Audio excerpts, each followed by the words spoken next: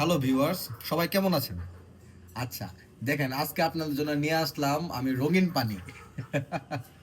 আপনারা হয়তো ভাবতে পারেন ভাই এটা আবার কোন পানি?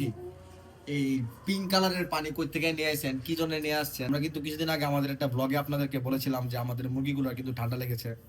আর আমরা যখন ওষুধ খাওয়াবো আপনাদেরকে দেখাবো আমরা কি ওষুধ খাওয়াই আমাদের মুরগিগুলাকে। এই হচ্ছে 4টা ওষুধের কম্বিনেশন এখানে বানানো।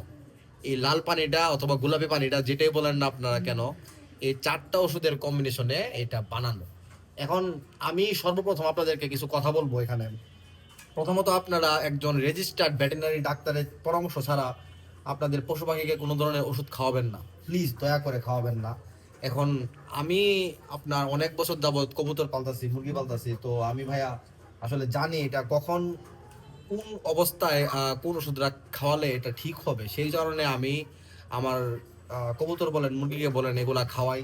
আমার যে মুরগিগুলো আছে এটা যদি সুস্থ হয় ঠিক আছে, তাহলে অথবা আমার কবুতরগুলো যদি সুস্থ হয় তাহলে আপনারটাও সুস্থ হওয়া সম্ভব। এখন এখানে যে প্রথম ওষুধটা আছে এটার নাম হচ্ছে আপনার টিলমি ভ্যাক ভ্যাট।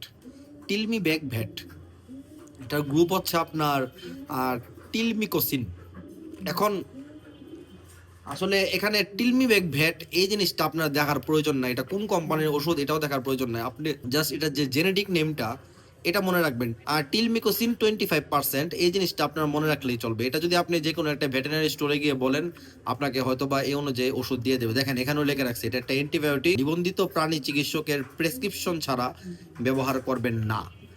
এখন দেখেন এটা কিন্তু আসলে অনেক পাওয়ারফুল অ্যান্টিবায়োটিক, এবং এটা হচ্ছে ঠান্ডার, আমার জানা মতে এটা হচ্ছে ঠান্ডার সবচেয়ে বেস্ট কাজ করা একটা অ্যান্টিবায়োটিক।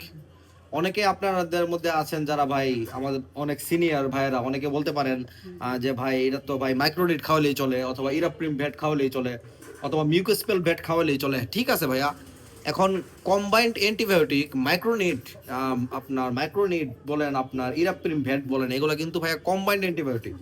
ঠিক আছে, এটার ওইগুলোর মধ্যে কিন্তু আপনার স্পেসিফিক যে ঠান্ডার জন্য কাজ করবে ওই উপাদানটা কিন্তু ভাই দেওয়া নেই আসলে। ঠিক আছে, সমস্যা নাই, যখন আপনার নর্মাল ঠান্ডা হলো চুনা পায়খানা হলো তখন আপনি খাওয়াতে পারেন, কিন্তু আপনার যখন মুরগি হা করে নিঃশ্বাস নিবে, খক খক করে কাশবে, তখন আপনার এই রিস্কটা নেওয়াটা কতটুকু যুক্তিযুক্ত আমার আসলে আমার জানা নেই।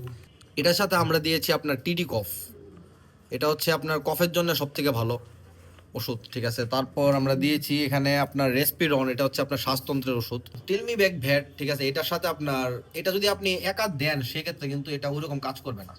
এটার সাথে আপনার সাপোর্টিভ অ্যান্টিবায়োটিক হিসাবে আপনাকে এসিআই লিভো মানে লিভোফ্লক্সাসিলিন আমি দিচ্ছি আর কি। এখন কিন্তু তা না যে আমি প্রতি মাসে প্রতিবার যখন আমার মুরগির অথবা